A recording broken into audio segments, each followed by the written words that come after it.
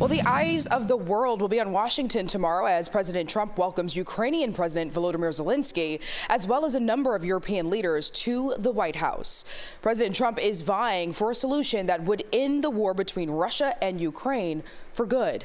CBS News Miami's Willie Inman previews this critical meeting.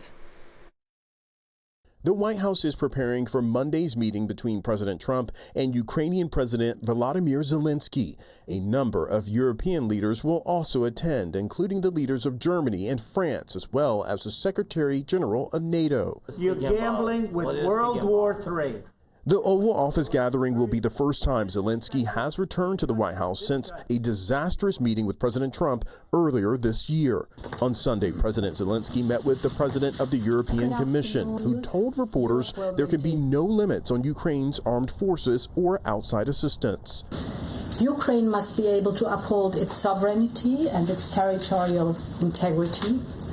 Zelenskyy emphasized the importance of Europe and the U.S. standing with Ukraine. And it's very important that you are with us and that we speak to America and we speak together. And it's important that Washington is with us. Monday's meeting comes just 3 days after President Trump met with Russian President Vladimir Putin in Alaska, a meeting that ended with no announcement of a ceasefire. On Sunday's Face the Nation, Secretary of State Marco Rubio said President Trump is intent on achieving peace between Ukraine and Russia. Right now, this is the biggest war going on in the world. It's the biggest war in Europe since World War II. We're going to continue to do everything we can to reach an agreement that ends the dying and the killing.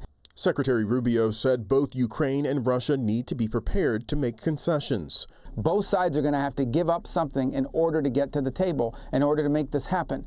President Zelenskyy said Sunday any territorial matters should be discussed at an eventual trilateral meeting involving Russia and Ukraine, as well as the U.S. Willie Inman, CBS News, Washington.